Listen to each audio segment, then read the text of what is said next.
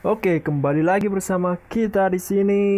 Seperti biasa, kita akan membagikan sebuah alur cerita film. Film ini berjudul Fresh. Oke, di awal tidak suka ngedate membuat Noah lama menjomblo. Ia sempat mencoba online dating, hasilnya sama saja. Pria yang ditemui punya perilaku yang brengsek. Hingga suatu hari, Noah berkenalan dengan seorang pria bernama Steve di sebuah supermarket. Perkenalan tersebut berlanjut dengan kencan pertama dan berujung pada hubungan intim. Sosok Steve yang tampan dan kepribadiannya yang menawan membuat Noah jatuh cinta pada pandangan pertama. Ia bahkan mau-mau saja saat diajak menghabiskan akhir pekan bersama. Peringatan dari sahabatnya, Molly, sama sekali tidak dia gubris. Steve ternyata membawa Noah ke rumahnya yang mewah di Cottage Grove, lokasinya terpencil. Setibanya di sana, Steve membuatkan sebuah minuman koktail untuk Noah. Tanpa curiga, Noah meminumnya. Tak disangka Steve sudah memasukkan obat bius ke dalamnya. Noah pun jatuh pingsan.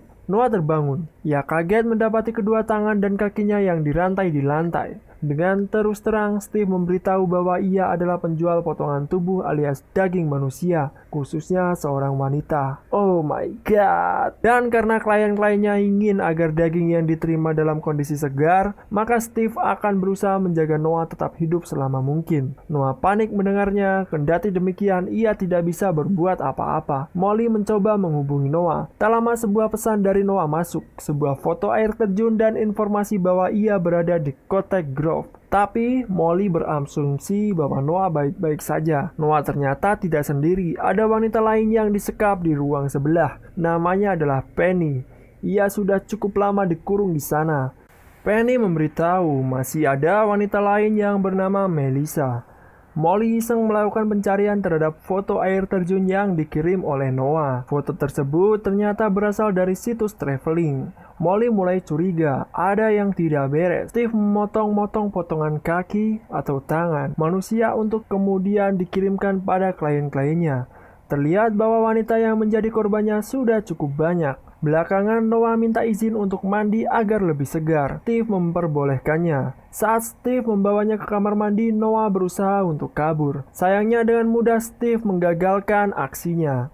Sebagai hukuman, Steve kemudian memotong pantat Noah. Bartender di bar tempat Steve dan Noah berkencan ternyata adalah teman Molly. Molly memintanya mengecek identitas kartu kredit yang digunakan Steve untuk membayar tagihannya. Paul mengiyakannya. Terkuak bahwa nama asli Steve adalah Brendan Steven Camp. Dari sebuah situs sosial media, Molly mengetahui bahwa Brendan sebenarnya sudah berkeluarga. Setelah mengirimkan lokasinya pada Paul, Molly nekat menemui istri Brendan, yaitu Anne. Kepada Anne, Molly mengungkapkan dugaannya bahwa Brendan mungkin telah berselingkuh dengan temannya. Noah membaca pesan dari salah seorang korban Brendan di halaman majalah yang ada di kamarnya. Pesan tersebut menguatkan tekad Noah untuk tidak berdiam diri dan mencari kesempatan untuk melawan. Anne mengaku tidak yakin suaminya berselingkuh darinya. Brendan tiba-tiba pulang ke rumah. Saat dikonfrontasi oleh Molly mengenai Noah, Brendan membantah semuanya. Saat hendak meninggalkan rumah mereka, Molly iseng mencoba menghubungi telepon Noah. Tak disangka, terdengar suara dering dari dalam saku Brendan, membuktikan bahwa ponsel milik Noah sekarang ada di tangannya. Sesaat kemudian, Anne yang rupanya mengetahui ulah Brendan memukul Molly dari belakang hingga pingsan. Belakangan terlihat kaki kanan Anne buntung. Brendan juga ternyata suka menyantap daging manusia. Untuk membuat Noah merasakannya, Brendan sengaja membuatkan spaghetti dan bola daging untuknya. Tentu saja daging yang digunakan adalah daging manusia. Demi mendapatkan kepercayaan Brendan, Noah nekat menyantapnya. Ia bahkan berpura-pura menikmatinya. Kembalinya ke kamar, Noah berusaha mati-matian untuk memuntahkan kembali makanan tersebut. Brendan membawa Molly ke ruang operasi untuk dimutilasi. Noah sama sekali tidak mengetahui akan hal itu. Beberapa waktu kemudian, Brendan mendatangi Noah dan memberikan sebuah gaun merah muda sebagai hadiah. Ia meminta Noah menggunakan gaun tersebut untuk makan malam bersamanya lagi. Seperti malam sebelumnya, Menu dinner kedua Brendan dan Noah adalah potongan tubuh manusia, tepatnya potongan hati manusia. Noah sempat terkejut ketika diberitahu itu adalah hati Melissa. Ia pun begitu berusaha untuk bersikap biasa saja. Sebelum masuk ke menu berikutnya, Brendan menunjukkan foto dan barang milik wanita yang menjadi korbannya. Noah kembali dibuat kaget saat melihat ponsel milik Molly di sana. Lagi-lagi ia berusaha untuk tetap tenang. Usai makan malam, Noah mengajak Brendan untuk berhubungan. Mengira Noah benar jatuh hati padanya, Brendan menurut. Di luar dugaan, Brendan Noah kemudian menggigit alat vitalnya hingga putus. Ia juga mengoleskan pasta gigi ke mata Brendan. Setelah mengunci Brendan di kamar, Noah bergegas membebaskan Molly dan Penny. Brendan sempat berhasil menyusul mereka di dapur. Namun ketiganya sukses bekerja sama melumpuhkan Brendan. Setelah mengambil ponselnya, Noah dan Molly serta Penny kabur meninggalkan rumah tersebut. Paul yang mengikuti lokasi Molly melalui GPS tiba-tiba kini tiba di depan rumah Brendan. Ia pun terkejut. Ia pun begitu ketakutan dan memilih untuk pergi. Brendan sendiri masih lanjut memburu Noah dan kawan-kawan. Kali ini dengan membawa sepucuk pistol. Tak lama kemudian Ann tiba di TKP bersama dengan anak buahnya. Melihat kondisi rumah, ia langsung tahu Brendan berada dalam bahaya.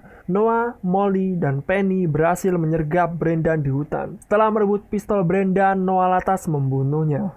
Saat hendak mengambil ponselnya yang terjatuh, Noah diserang oleh Ann. Molly muncul dan membunuh Ann dengan sekop. Dan episode pun berakhir. Filmnya cukup bikin perut mules. Oke, sedikit cerita.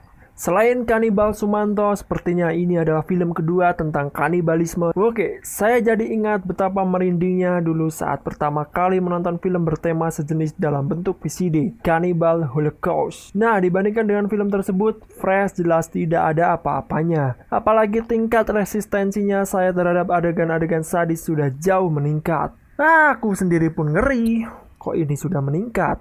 Oke, Fresh sukses menyampaikan pesan moral yang sesuai dengan kebiasaan di zaman sekarang, yaitu berhati-hatilah saat bertemu atau berkenalan dengan orang lain.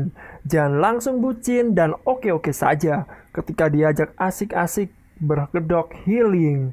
Semuanya sungguh tersampaikan melalui akting pemeran utama yang memukau, serta naskah yang nyaris sempurna. Dan ini cukup keren menurut saya. Gimana menurut kalian? Apakah cukup keren? Silahkan tuliskan pendapatmu di kolom komentar. What do you mean?